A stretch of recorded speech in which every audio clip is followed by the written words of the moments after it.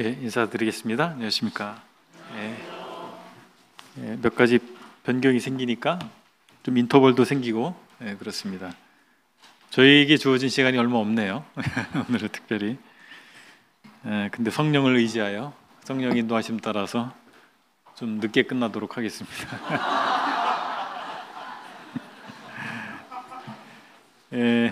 우리나라는 한 종교가 지배적으로 우세하지도 않고 또 다양한 종교가 수적을 균형을 이루고 있는 아주 특별한 나라예요. 이런 나라가 흔치 않거든요.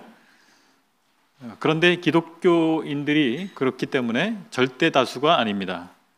그럼에도 불구하고 구원이라고 하는 기독교적 용어에 굉장히 익숙해 있어요, 사람들이.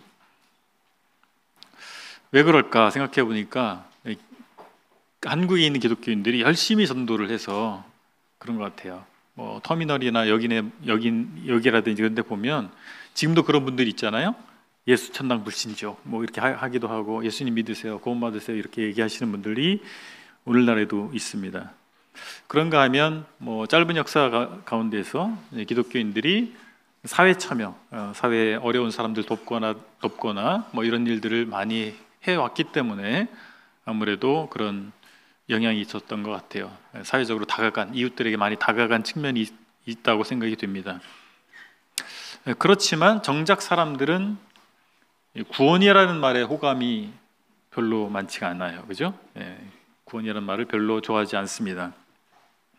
아마 그리고 이제 기독교계 안에서도 구원파에 대한 영향 때문인지 이 구원이라는 말을 조심하는 경향이 있습니다. 그렇지만 성경에서는 구원에 대해서 히브리서 2장 3절에 보면 큰 구원이라고 표현되어 있어요. 큰 구원. 그렇게 표현된 것처럼 구원이라는 말 그리고 구원이라는 개념이 기독교 신앙의 핵심 중에 핵심입니다. 그래서 우리가 제대로 알 필요가 있고 이 구원의 복음을 잘 증거해야 하죠. 그래서 오늘은 교리 강의 5번째 시간으로 구원에 대해서 살펴보는 시간 갖도록 하겠습니다. 먼저 우리 스스로 생각해 봐야 될 것은, 우리 함께 생각해 봐야 될 것은 구원은 구원파의 전유물인가? 라고 하는 것이죠. 성경은 모든 사람에게 구원이 필요하다고 말씀하고 있습니다. 구약 성경에서 구원을 어떤 개념으로 말씀하고 있냐면 어려운 처지에서 건진받는 걸 얘기합니다. 그리고 주님의 특별한 목적을 위해서 인도되는 것을 얘기하기도 합니다. 신약 성경에서는 뭐 다양한 측면으로 얘기하고 있지만 종합적으로 신약 성경에서 말하는 구원을 정리한다면 어떤 사람을 영원한 죽음에서 구원해서 그에게 영원한 삶을 소유하게 해주는 것, 그것을 신약 성경에서는 구원이라고 표현하고 있습니다. 그러면 모든 사람에게 구원이 필요한 이유는 무엇일까요? 이 세상에 태어난 사람으로 태어난 모든 사람들은 죄인으로 태어났기 때문입니다. 모든 사람이 죄인이기 때문에 그렇습니다. 성경은 우리 모든 인간의 최초의 조상에 대해서 아담 그리고 하와라고 얘기합니다. 그들의 삶 가운데에서 죄가 들어오게 됐고 그 죄를 모든 사람들이 물려받았다는 사실을 알려주고 있습니다. 그래서 우리는 유전적으로 죄를 가지고 태어납니다. 죄성을 가지고 태어납니다. 그리고 그렇기 때문에 다양한 방식의 죄를 짓고 삽니다. 이에 대해서 에베소서 2장 3절은 이렇게 말씀해 주고 있습니다. 전에는 우리도 다 그 가운데서 우리 육체 욕심을 따라 지내며 육체와 마음에 원하는 것을 하여 다른 이들과 같이 본질상 진노의 자녀였더니. 본질상 진노의 자녀, 죄 때문에 징계받아야 할, 벌받아야 할 사람이다라고 하는 것을 알려주고 있습니다. 그리고 그뿐만 아니라 매우 구체적으로 죄를 짓고 사는데 기록된 바 의인은 없나니 하나도 없으며 깨닫는 자도 없고 하나님을 찾는 자도 없고 다 치우쳐 무익하게 되고 선을 행하는 자는 없나니 하나도 없도다라고 로마서 3장 10절 이하에서 말씀해 주고 있습니다. 결국에 모든 사람이 죄의 형벌을 피할 수가 없습니다. 그래서 그 죄의 형벌로부터 건진받아야 된다는 사실이죠. 그것이 바로 구원받아야 된다라는 말로 표현할 수가 있는 것입니다. 예수님께서는 우리를 구원하기 위해서 이 땅에 오셨습니다. 그리고 그 목적을 온전히 성취하셨습니다. 우리 죄를 위해서 그리스도께서 죽으셨다는 사실을 성경은 알려주고 있는데, 구약의 많은 모형으로 그리고 예언으로 알려져 있었습니다. 대표적으로 출애굽기 12장에 보면 유월절이라고 하는 명절의 기원이 된 사건이 있죠. 이스라엘 백성을 애굽의 속박 가운데서 건져내시기 위해서 하나님께서 다양한 재앙을 애굽 땅에 내리셨는데, 그 마지막 재앙이 장자를 멸하는 재앙이었어요. 그 장자를 멸하는 재앙으로부터 유월되는 그 재앙이 임하지 않을 수 있는 방법을 제시하셨는데, 하나님께서 어린 양을 잡아서 피를 문인방과 설주에 바르라. 그 집의 장자를 구원하기 위해서 어린 양이 대신 피 흘려 죽은 거죠. 이것이 대표적인 예수 그리스도에 대한 예표입니다. 그래서 구원자이신 예수님에 대해서 구약 성경에 많은 모형과 예표가 있는데, 그것을 성취하신 분이 예수님이라는 사실을 신약 성경은 보여주고 있습니다. 신약 성경에서 예수님의 죽음에 대해서 매우 중요하게 다루고 있는데, 예수님의 지상생애를 복음서에서 말씀하고 있는데 최후의 3일이 전체 분량의 5분의 1을 차지합니다. 이처럼 신약 성경은 예수 그리스도의 죽음에 대해서 초점을 맞추고 기록하고 있습니다. 마가복음 10장 45절에서 이에 대해서 이렇게 증거하고 있습니다. 인자가 온 것은 섬김을 받으려 함이 아니라 도리어 섬기려 하고 자기 목숨을 많은 사람의 대속물로 주려 함이니라. 성육신의 목적은 죽음이에요. 예수님께서 사람이 되어 오신 것은 죽으러 오신 거예요. 어떻게 죽느냐? 대속물로 죽으시는 거죠. 그렇게 위해서 오신 것입니다. 그래서 예수 그리스도의 죽음을 대속적 죽음이라고 얘기합니다. 이 대속적 죽음을 통해서 하나님의 공의가, 정의가 만족될 수 있었어요.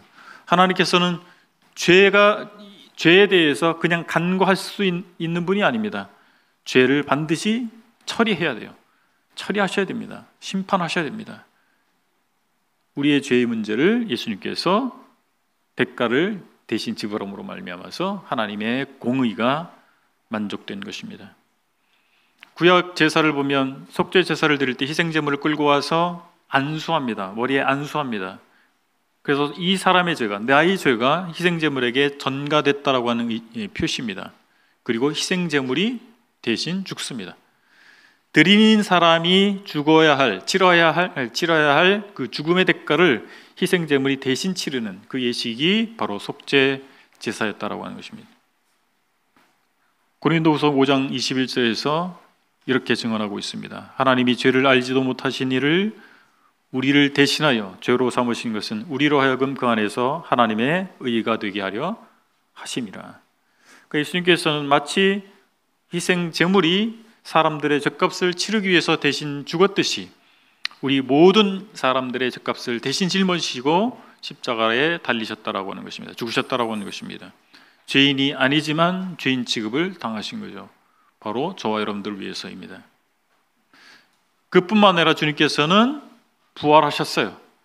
로마서 4장 25절에서 이 부활 사건에 대해서 이렇게 증언합니다. 예수는 우리가 범죄한 것 때문에 내줌이 되고 또한 우리를 의롭다 하시기 위하여 살아나셨느니라. 예수님께서는 우리의 죗값을 치르기 위해서 죽으신 거예요. 대속하신 거예요. 그 결과 우리가 의롭게 될 수가 있어요. 그래서 이것은 매우 중요한 인과입니다. 성경에 나타난 중요한 인과예요. 그래서 로마서 4장 25절에서 바울이 말하고 있는 것은, 증언하고 있는 것은 예수님 죽고 끝난 것이 아니고 부활하셨다라고 하는 거예요. 그래서 그 인과가 온전히 이루어졌다, 성취됐다라고 하는 거예요. 죄값을 치르는 이 대속, 그리고 우리에게 의의 신분과 생명을 주는 그 인과가 온전히 이루어졌다는 것입니다. 그래서 예수님께서는 죽으시기 위해서 오셔서 죽으실 뿐만 아니라 그 궁극적 목적인 우리에게 의의 생명을 주시기 위해서 부활하신 거예요. 죽지 않고 부활할 수는 없잖아요. 죽으심과 부활은 그렇게 아주 긴밀하게 연관되어 있다라고 하는 것입니다. 자, 그러면 구원파의 전유물이 아닌 거 아시겠죠? 성경의 핵심 중에 핵심, 성경에서 말하고자 하는 아주 궁극적인 내용이 바로 예수 그리스도의 죽으심과 부활인데, 그것은 바로 우리의 구원을 위해서, 우리를 구원하시기 위해서 이루어진 일이라는 사실입니다. 자, 두 번째 우리 생각해 볼 것은 사람은 회개하고 그리스도를 믿음으로 구원받는다라는 사실입니다. 성경적 복음은 사람들에게 회개하고 믿으라고 하는 것을 촉구하고 있습니다. 예수님께서 예수님의 청중들에게 하나님의 나라, 하나님의 통치가 가까웠다라고 하는 사실을 선포하시고 그 선포에 대해서 개별적으로 응답하기를 요구하셨습니다. 마가복음 1장 14절 15절을 읽어보면 이렇게 말씀하고 있습니다. 요한이 잡힌 후 예수께서 갈릴리에 오셔서 하나님의 복음을 전파하여 이르시되 때가 찼고 하나님의 나라가 가까이 왔으니 회개하고 복음을 믿으라 하시더라. 천국 복음을 선포하신 거예요. 근데 그 천국 복음에 대해서 마땅히 해야 될 사람들의 반응이 무엇입니까? 회개. 첫 번째 회개, 두 번째 믿음이에요. 자, 회개와 믿음을 예수님께서 촉구하신 이유, 그리고 전도자들이 촉구한 이유가 무엇일까요? 사람들이 선행이나 종교적 열심으로 구원받을 수 없기 때문에 그렇습니다. 우리가 의로 여기는 행위들이 실상은 거룩하지 않습니다. 이사야 선지자는 이사야서 64장 6절에서 이렇게 증언합니다. 무릇 우리는 다 부정한 자 같아서 우리의 의는 다 더러운 옷 같으며. 그렇습니다. 우리가 생각하는 참 선한 것이야, 저건 참 의롭지라고 생각하는 것이 하나님 보시기에는 더러운 옷과 같은 것입니다. 에티오피아 사람에 대해서 증언하고 있는 예레미야 13장 23절을 세 번역으로 읽으면 이렇게 읽을 수 있습니다. 에티오피아 사람이 자기의 피부 색깔을 바꿀 수 있느냐? 표범이 자기의 반점들을 다르게 바꿀 수 있느냐? 만약 그렇게 할 수만 있다면 죄악에 익숙한 너희도 선을 행할 수가 있을 것이다.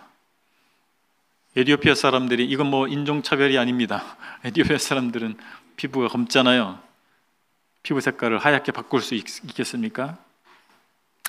마늘을 100일 동안 먹으면 하얘질까요? 불가능한 도전입니다.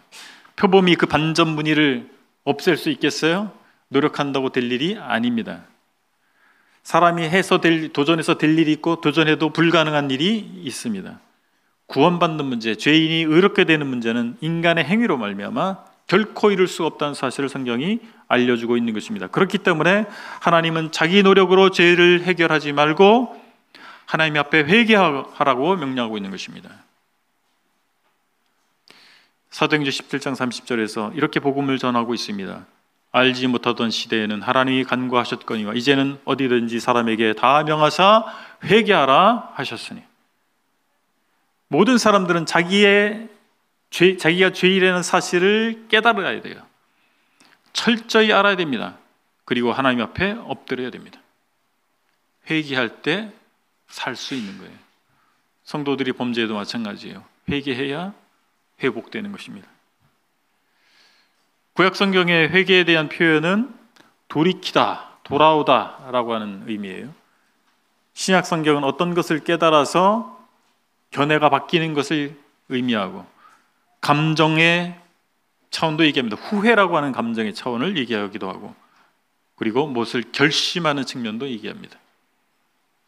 그래서 회개라고 하는 것은 이전 행위에 대한 한탄, 그리고 한탄에 의해서 장래 행위를 새롭게 규정하고 선택하는 것이다 라고 하는 것입니다. 총체적이고 근본적인 변화, 그것이 회개입니다. 여러분 그런 경험을 하셨습니까? 복음을 전해 들을 때 후회가 들어왔고 앞을 살펴보고 새로운 선택을 해야 되겠구나. 이것이 회개입니다. 그러나 진심 어린 회개가 회심에 있어서, 회심이라고 하는 것이 회개와 믿음이라고 그 두 개로 구성됐다고 표현할 수가 있는데, 회심의 필수적인 것이지만 그것만으로 우리 구원에 충분하지 않습니다. 죄에 대해서 한탄하는 것, 그 감정, 그것이 잘못을 없애줄 수 있습니까? 죄 문제를 해결해 주든가요?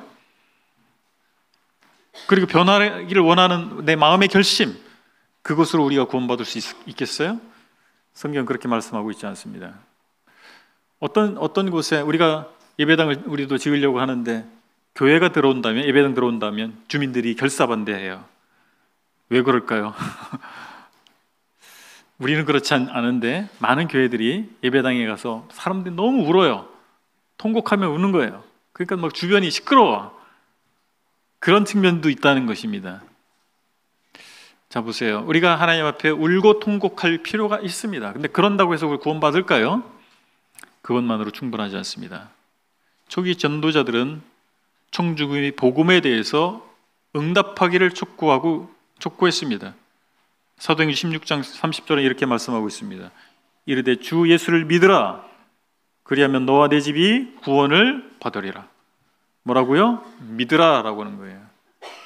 그래서 회개가 선행돼야 됩니다. 근데 회개로 끝나서는 안 되고 뭐가 필요해요? 믿음이 필요한 거예요. 무엇을 믿는 겁니까? 누구를 믿는 거예요? 예수 그리스도를 믿는 거예요. 성경은 믿음을 마음에서 일어나는 것이라고 가르치고 있습니다. 마음에 믿어 구원에 이르는 것입니다. 로마서 10장 9절 10절 우리가 복음 전할 때 자주 쓰는 구절인데 제가 읽어드리겠습니다. 내가 만일 내 입으로 예수를 주로 시인하며 또 하나님께서 그를 죽은 자 가운데서 살리신 것을 내 마음에 믿으면 구원을 받으리라. 사람이 마음으로 믿어 의에 이르고 입으로 시인하여 구원에 이르느니라. 뭐라고요? 마음에 믿는 거예요. 마음은 뭐 심장이 마음인가요? 마음은 우리의 생각, 또 우리의 감정, 우리의 의지, 이게 마음이에요.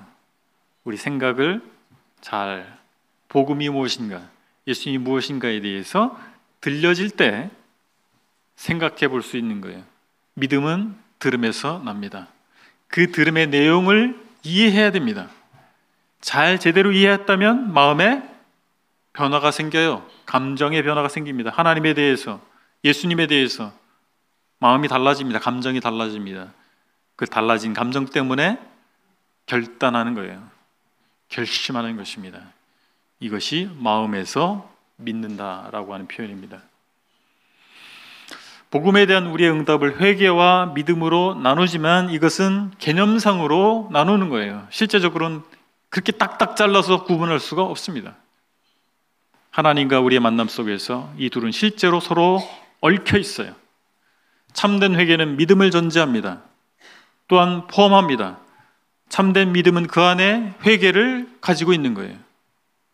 개념상으로 회개와 믿음을 분리해서 말하는 거예요. 그러나 그것은 긴밀하게 얽혀 있는 거예요. 그 안에 서로가 있는 거예요.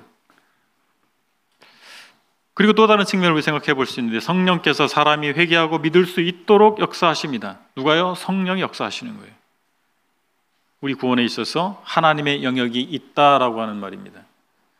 성령께서 우리가 죄를 자각하도록 역사하시는데 요한복음 16장 8절에서 이렇게 말씀하고 있습니다. 그가 와서 죄에 대하여, 의에 대하여, 심판에 대하여 세상을 책망하시리라. 성령께서 우리가 죄악된 상태에 있다는 사실을 인식하도록 하십니다. 하나님의 의의 표준에 이르지 못하고 있다는 사실을 깨닫게 해주세요.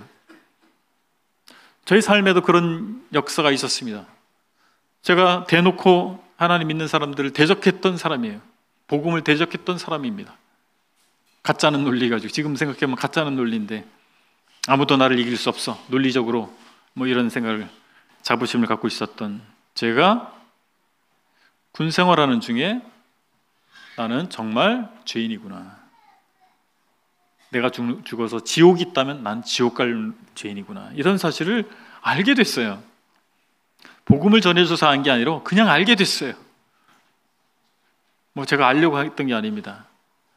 누가 그렇게 알게 하셨을까요? 성령께서 그렇게 하신 거예요. 그래서 저희가 복음을 들을 때, 복음 듣고 예수님을 믿게 될 때는 그런 어떤 완벽한 논리가 있어서가 아니고 과학적 증거가 있어서가 아니었습니다. 그냥 하나님 말씀을 전해줬는데 말씀이 다 믿어졌어요. 성령의 역사하심입니다. 성령께서 죄악된 인간들에게 하나님의 부르심을 전합니다. 베드로는 너희를 어두운 데서 불러내어 그의 기이한 빛에 들어가게 하셨다는 사실을 상기시켜 줍니다. 예수님께서는 혼인잔치의 비유를 마태복음 22장 1절 이하에서 말씀하신 내용이 기록되어 있는데 혼인잔치의 비유가 있잖아요. 잔치에 사람들을 초대합니다. 성령께서는 복음 잔치에 사람들을 초대하는 거예요. 누구를 통해서? 전도자들을 통해서. 저와 여러분들을 통해서 성령께서 초대하시는 거예요. 저와 여러분들을 또 다른 우리에게 복음을 전해준 그들로부터 초대를 하신 거예요. 그들을 통해서 초대하신 것입니다. 복음 선포를 통해서 성령께서 초대하시는 것입니다. 그리고 마음을 밝히셔서, 복음을 듣는 마음을 밝히셔서 이른바 빛을 비춰주셔서 하나님의 진리를 볼 수 있게 하십니다. 고린도전서 2장 10절에서 이렇게 말씀하고 있습니다. 오직 하나님이 성령으로 이것을 우리에게 보이셨으니, 뭐로요? 성령으로 이것을 우리에게 보이셨으니 성령은 모든 것 곧 하나님이 깊은 것까지도 통달하시느니라. 그래서 우리가 복음을 열심히 전할 필요는 있는데 우리가 잘 전해서, 논리적으로 체계적으로 잘 전해서 구원받는 게 아니더라고요. 물론 우리 편에서 노력할 필요가 있어요. 승복은 할 수 있습니다. 치밀한 논리는 사람을 승복시킬 수 있어요. 변론에서 이길 수 있어요. 그런데 변론에서 이겨도 구원받지 못하더라고요. 그가 승복했어요. 다 부정할 수 없었어요. 치밀한 논리 때문에.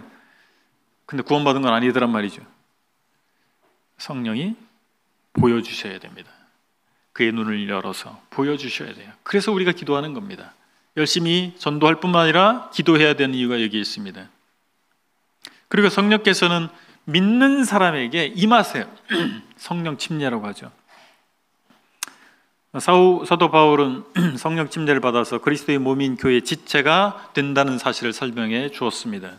고린도전서 12장 13절에서 우리가 유대인이나 헬라인이나 종이나 자유인이나 다 한 성령으로 침례를 받아 한 몸이 되었고, 뭐래요? 성령으로 침례를 받아 한 몸이 되었고 또 다 한 성령을 마시게 하셨느니라.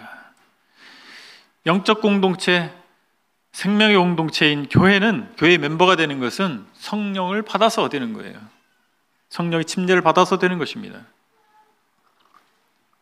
그 말은 구원받는 것 따로, 성령 받는 것 따로가 아니고 구원받는 것이 곧 성령 받는 것이다 라고 하는 사실을 성경은 증언해 주고 있는 것입니다. 그리스도의 영이 없으면 그리스도의 사람이 아니니라. 로마서 8장 9절에서 분명히 말씀하고 있는 거예요. 성령 안 받은 사람이, 그리스도의 영이 없는 사람이 구원받은 사람이라고 말할 수 없는 거죠. 그리스도인이라고 말할 수 없는 거죠. 바울은 성령의 임재를 확증해 주는 것이 방언을 말하는 것이 아니라 성품이 바뀌는 것으로 설명해 주었습니다. 우리가 잘 아는 갈라디아서 5장에 성령의 열매 9가지가 나타나잖아요. 그것이 성령의 열매예요. 방언하고 기적을 체험하는 것이 아니고 뭐라고요? 성품이 바뀌는 거예요. 세계관이 바뀌는 것입니다. 그것이 성령 받는 거예요. 사실 세계관 바뀌는 게 더 기적 중의 기적입니다. 그렇지 않습니까? 절에 다녀서 연보라던 사람이 예배당에 와서 예수 그리스도를 찬양한다. 이게 얼마나 엄청난 사건이겠어요. 그렇죠? 저같이 불신자가, 진화론자가 예수님을 믿고 기도를 체험하고 살고 있단 말이에요. 인생의 목적이 바뀌었지 않습니까? 참 안 좋은 성격을 저는 타고난 것 같아요. 타고났는지 형성됐는지. 근데 제가 예수 믿고 나서 사람 됐구나 이런 생각이, 과거를 돌아보면 참 부끄러운 일을 많이 했는데 그래도 조금 덜 하게 됐구나. 성령께서 가시는 것입니다. 거듭남이란 말을 많이 하잖아요. 거듭남은 오랜 과정을 거쳐서 되는 겁니까? 한순간 되는 건가요? 출생과 같은 것입니다. 어느 날 갑자기 태어났잖아요. 몇 날, 몇 월, 며칠, 몇 시에, 몇 분에 태어났다고 하잖아요. 산부인과에서 다 적어주잖아요. 탁 태어나는 거죠.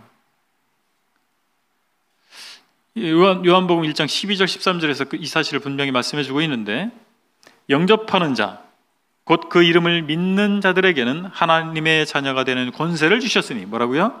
영접하는 자, 믿는 자에게 주셨다 이거예요. 이는 혈통으로 육정으로 사람의 뜻으로 나지 아니하고 오직 하나님께로부터 난 자들이니라. 태어난단 말이에요. 한순간에 태어나는 거예요. 그게 거듭나는 것입니다. 다시 태어나는 것입니다. 우리가 회심한다 그러죠. 회개하고 믿는 것을 회심한다고 하는데, 회심해서 새 생명과 새 성품을 얻는 것을 거듭남이라고 하는 거예요. 여러분이 거듭나셨다면 새 성품과 새 생명을 얻은 거예요. 새로운 생명을 얻었다 이 말입니다. 그리고 그 회심을 통해서 새로운 지위를 얻은 것에 대해서 칭의라고 하는 말로 표현하는 것입니다. 의롭게 되었다라고 하는 거예요. 새로운 지위를 얻은 거예요. 새로운 신분을 얻은 거예요. 어떻게? 하나님께서 주신 거죠. 이게 하나님이 하시는 일입니다. 두 가지 측면을 다 성경은 말씀해 주고 있는 거예요. 촉구하고 있습니다. 회개하고 믿으라고 촉구합니다. 사람들에게. 그러면서 이것은 성령의 역사라는 사실을 알려줍니다. 성령의 침례를 받아야 된다. 하나님께서 구원하신 것이다 라고 말씀해 주고 있어요. 두 가지 측면을 다 인정해야 됩니다. 자, 세 번째로 구원이라는 주제에서 생각해 봐야 할 것은 구원은 확신할 수 있으며 안전하다라는 사실입니다. 구원의 안전에 대해서 여러 가지 표현을 할 수 있습니다. 보장이라고 표현하기도 하고, 어떤 분들은 견인이라고 얘기합니다. 또 다른 분들은 보존이라고 얘기합니다. 안전이라는 용어는 하나님에게 초점을 맞춘 거예요. 견인은 믿는 사람에게 초점을 맞춘 표현입니다. 다 같은 말이에요. 자, 그러면 확신은 어떤 걸까요? 확신은 영원한 안전 혹은 견인이라고 하는 진리를 깨달을 때 확신이 와요. 구원의 안전은 그 사람이 이 교리, 구원의 안전의 교리를 깨닫든지 깨닫지 못하든지 상관없이 안전합니다. 아멘? 깨달아줘야 안전이 되는 거예요. 확신을 가져야만 안전한 거예요. 이미 믿을 때 영원한 거예요. 근데 확신하지 못하는 경우가 있습니다. 첫 번째는 구원받지 못해서, 구원받지 못한 사람 당연히 확신할 수가 없죠. 교회 다니지만 구원받지 못한 경우를 보는 것은 참으로 안타까운 일입니다. 우리 교회는 철저히 복음을 전하고 복음을 제대로 전하고 이 사람이 정말 믿었는지 자세히 확인합니다. 그럼에도 불구하고 0%는 아니에요. 구원받지 않은 가짜가 0%는 아니란 말이에요. 0%였으면 좋겠어요. 아닐 수도 있어요. 마태복음 7장에서 주님께서 말씀합니다. 주님을 주님이라고, 예수님이라고 부르고 많은 능력을 행하고 봉사도 행하지만 예수님과 무관한 사람들이 있다는 사실을 말씀해 주고 있습니다. 그런 사람 구원을 확신할 수가 없죠. 당연히. 두 번째는 구원받았음에도 불구하고 삶의 획기적인 변화를 경험하지 못한 경우, 갑자기 깡패짓 하다가 선량한 양민이 됐다든지, 그랬으면 좋겠는데 그렇지 않은 사람들이 있어요. 믿음의 2세대나 3세대. 기억나지 않을 때부터 교회 다녔어요. 그러니까 이미 교회 잘 다니고 있어요. 예수님 믿는 걸 거부한 적이 없어요. 하나님께 예배드리는 거 당연히 해야 된다고 생각하고 있단 말이에요. 근데 획기적 변화가 없으니까 구원받지 않았나? 그래, 의심이 들어오는 것이죠. 그리고 어떤 경우는 너 언제 몇 날 며칠 언제 구원받아서 그렇게 말해야 돼, 몇 장 몇 절을 꼭 말해야 돼 라고 하는 요구를 받으면 그런 생각을 할 수도 있어요. 그런 2세대나 3세대들은 그러기가 어렵지 않습니까? 그 날짜를 특정하기 얼마나 어려워요. 그래서 골라 잡아 나를 잡는 경우도 있고 구절을 골라 잡을 수도 있고 그렇더라고요. 근데 정직하지 못하게 하는 경향이 있어요. 아이들이 정직하지 않은 거잖아요. 그죠? 그날 아니잖아요. 근데 그날 뭔가 자꾸 요구를 받으니까 뭔가 해야 되는 거죠. 그렇게 답변을. 그렇지 않을 수도 있는 것이죠. 세 번째는 신자의 안전의 개념을, 성경적 개념을 알지 못할 경우에 신학적인 이유 때문에 그렇습니다. 칼빈주의자의 개념은 예정이에요. 구원받을 사람이 다 예정됐다라고 하는 것입니다. 근데 내가 믿었는데 내가 그 예정된 사람인지 어떻게 알 거예요? 그날 가봐야 아는 거죠. 하나님이 예정하는 거니까 그날 가봐야 하는 거예요. 알미니우스주의는 신자가 믿음에 대해서 이탈할 수 있다라고 가르쳐요. 오늘 믿었지만 내일 안 믿을 수 있다는 거예요. 10년 후엔 안 믿을 수 있다는 거예요. 그게 알미니우스의 가르침이에요. 그러니까 지금은 내가 믿고 있는데 10년 후에 내가 믿는다는 보장이 없는 거예요. 그래서 그날 가봐야 하는 거예요. 두 신학이 다 극단으로 가면 구원의 확신을 흔들어 버립니다. 또 마지막 네 번째는 죄가 신자의 삶에 들어올 때 나 같은 놈이 뭐 구원받았어. 그 죄를 가지고 계속 사단이 송사하는 거예요. 너 자신을 봐라. 네 죄를 봐라. 네가 구원받은 놈 맞아? 아닌 것 같아요. 그런데 우리는 구원이 안전한 근거를 가지고 있습니다. 구원은 하나님의 은혜로 주어지는 거예요. 우리가 획득해내는 게 아니에요. 하나님의 은혜로, 선물로 주어진 거예요. 우리에게 있지 않아요. 하나님은 영원하신 분이십니다. 전지전능하신 분이세요. 그분이 은혜로 선물로 주신 것이 취소될까요? 그렇지 않죠. 영원한 구원이라고 말씀하고 있습니다. 영원한 속죄라고 말씀하고 있습니다. 그리고 성부와 성자 하나님께서 보증하십니다. 요한복음 10장 28절로 29절을 보면 이렇게 말씀하고 있어요.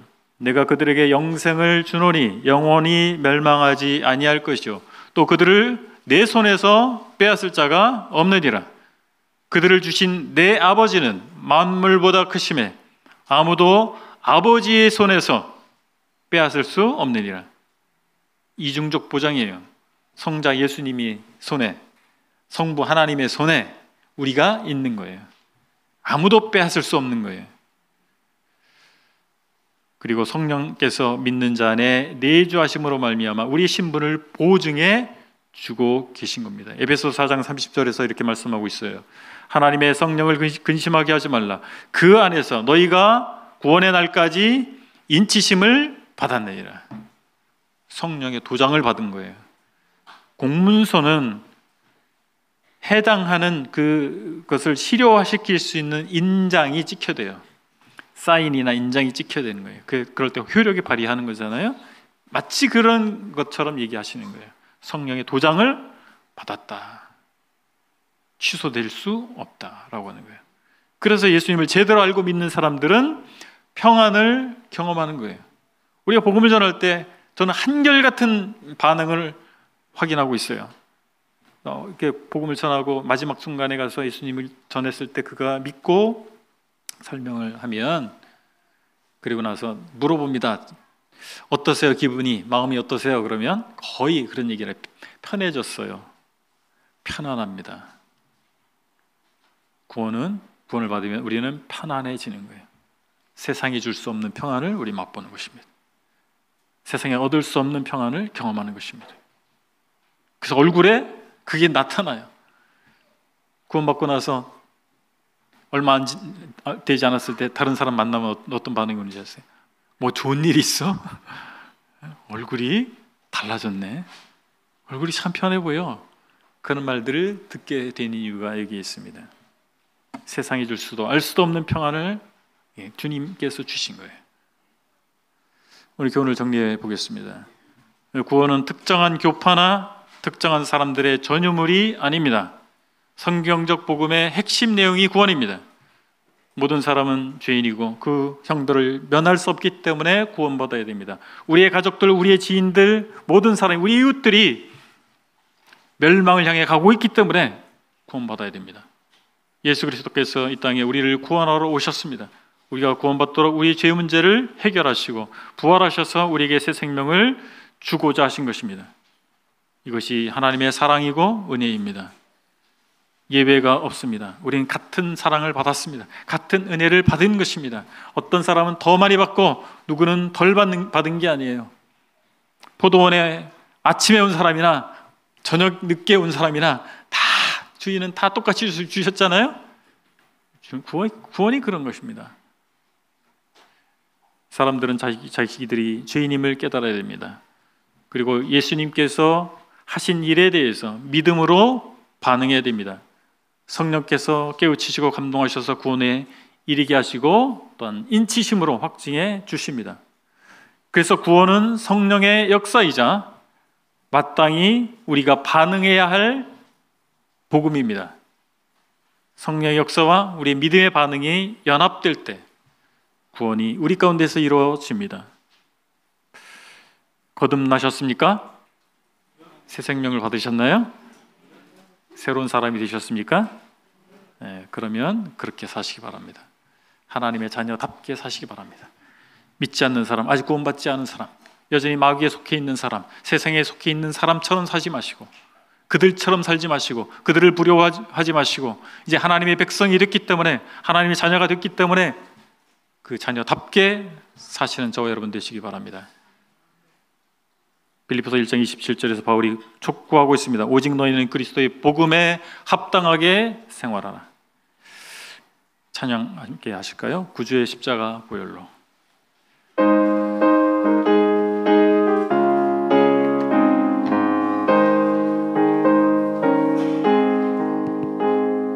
구주의 십자가 보혈로 죄 씻음 받기를 원했네. 내 죄를 씻으신 주 이름 찬송합시다. 찬송합시다. 찬송합시다. 내 죄를 씻으신 주 이름 찬송합시다. 죄악을 속하여 주신 주, 죄악을 속하여 주신 주, 내 속에 들어와 계시네. 십자가 앞에서 주 이름 찬송합시다. 찬송합시다. 찬송합시다. 내 죄를 씻으신 주 이름 찬송합시다. 주 앞에 흐르는 생명수, 주 앞에 흐르는 생명수, 날 씻어 정하게 하셨네. 내 기쁨 전성을 다하여 찬송합시다. 찬송합시다. 찬송합시다. 내 죄를 씻으신 주 이름 찬송합시다. 함께 기도하겠습니다. 구원의 주님, 주님을 찬양합니다. 저희가 구원받은 받은 것은 저희의 행위나 노력으로 된 것이 아니라 오직 그리스도께서 십자가에서 저희 대신 형벌을 받아주시고 부활하셔서 보증이 되셨기 때문임을 고백합니다. 그리고 단번에 영원히 의롭게 하셔서 불안에 떨지 않고 하나님 자녀로 살아가게 하심을 감사를 드립니다. 참으로 가치 있는 생을 허락해 주신 주님께 영광을 올립니다. 저희 생애를 통해서, 저희 교회를 통해서 하나님께서 영광 얻으시기를 원합니다. 예수 그리스도의 이름으로 기도했습니다. 아멘. 감사합니다.